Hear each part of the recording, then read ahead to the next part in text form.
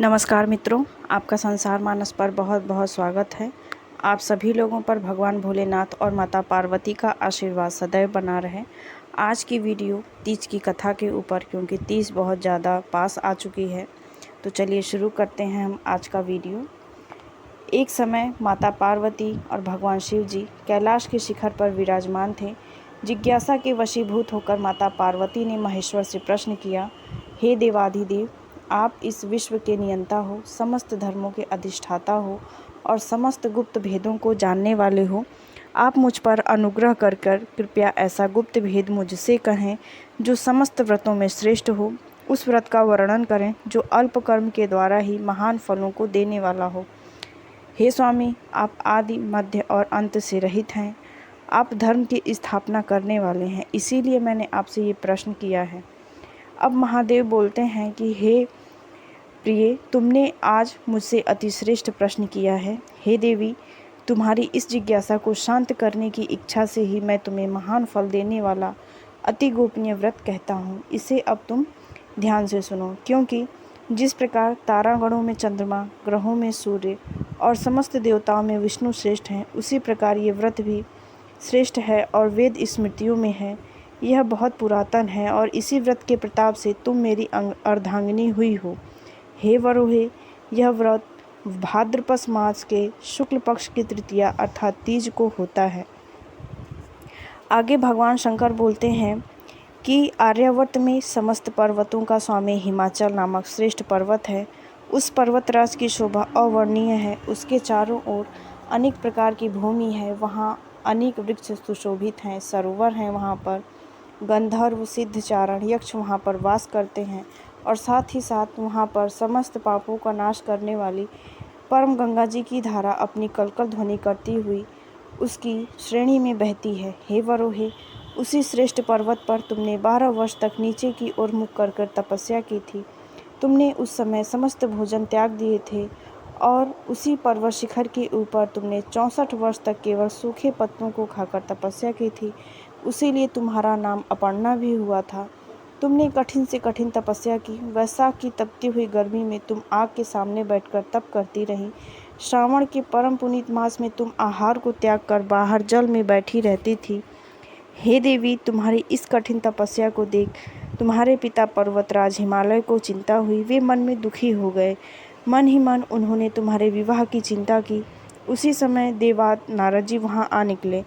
नारद ने भी तुम्हारी तपस्या को देखा। कन्या के दुख से दुखी हिमालय ने नारद जी का अच्छे से सम्मान किया। तब नारद जी बोले कि आप इस समय किधर से आ रहे हैं। तब हिमालय कहते हैं कि मैं अपनी पुत्री के विवाह को लेकर बहुत ज़्यादा चिंतित हूँ। तब भगवान नारद बोलते हैं कि भगवान विष्णु को आपकी पुत्री के इस महान तप का पता लग गया है। इसी कारण उन्होंने मुझे आपके पास यह संदेश लेकर भेजा है, क्योंकि वो आपकी पुत्री से विवाह करना चाहते हैं।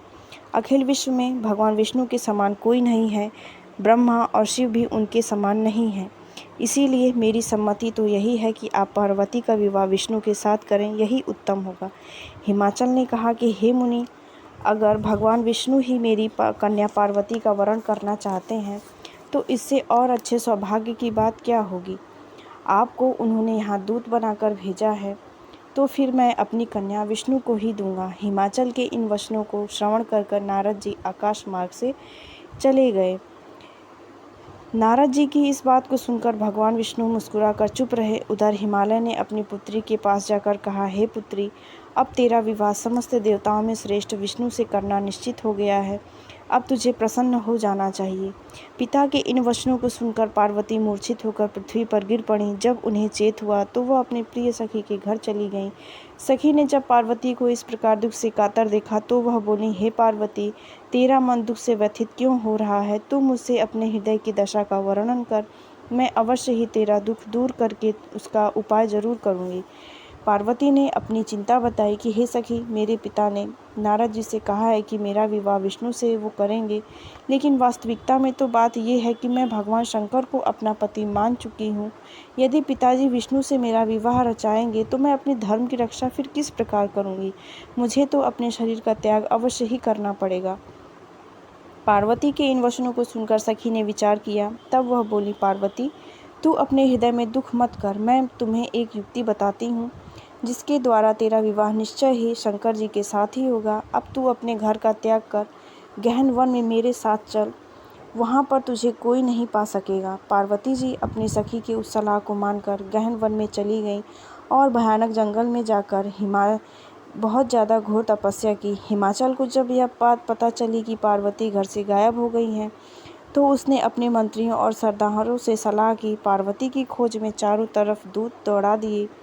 हिमाचल की समस्त चेष्टाएं जब बेकार हो गईं और पार्वती को लोग किसी भी प्रकार नहीं ढूंढ पाए, तब हिमाचल मूर्छित होकर पृथ्वी पर गिर पड़े। हिमालय के साथियों ने किसी प्रकार उनको धीरज बंधाया। तब हिमाचल स्वयं पार्वती की खोज में निकल पड़े। वे वन वन भटकने लगे, उनको तन बदन की सुध न रही। वे पार्वती की खोज करते हुए वनों में घूमने लगे। पार्वती घर से निकलकर अपनी सखी के साथ एक बहुत बड़ी नदी के पास पहुंची। इस नदी के तट पर आगे जाकर उन्होंने एक विशाल वन देखा। ये बहुत सघन था और भयानक भी था। अब पार्वती इसी गुफा में रहती थी। पार्वती ने अपनी सखी के साथ उस गुफा में रहना प्रारंभ किया। पार्वती का उन्होंने एक रेत की प्रतिमा बनाई। पार्वती जी ने शंकर जी की एक रेत की प्रतिमा बनाई और उस प्रतिमा की आराधना करने लगी।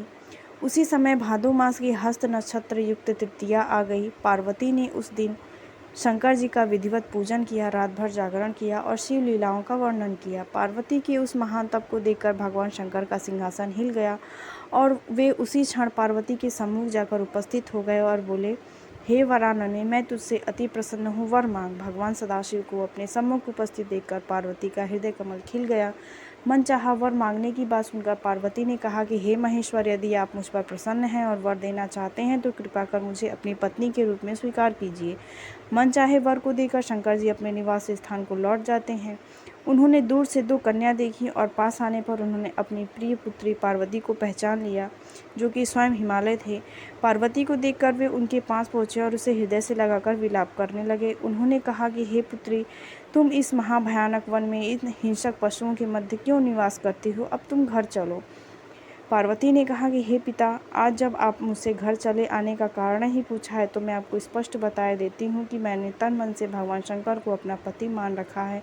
किंतु जब आपने मेरा विवाह विष्णु से करना तय कर लिया, तो मैं अपने धर्म की रक्षा करने के लिए इस वन में चली आई थी। पार्वती की बात सुनकर हिमाचल बोले कि मैं अब तेरा विवाह भगवान शंकर के साथ ही करूँगा। इसमें मुझे अब तनिक भी आपत्ति नहीं है। तुम लौट कर घर चलो। मैं तुम्हारी इच्छा के विरुद्ध अब कोई भी काम नहीं करूँगा।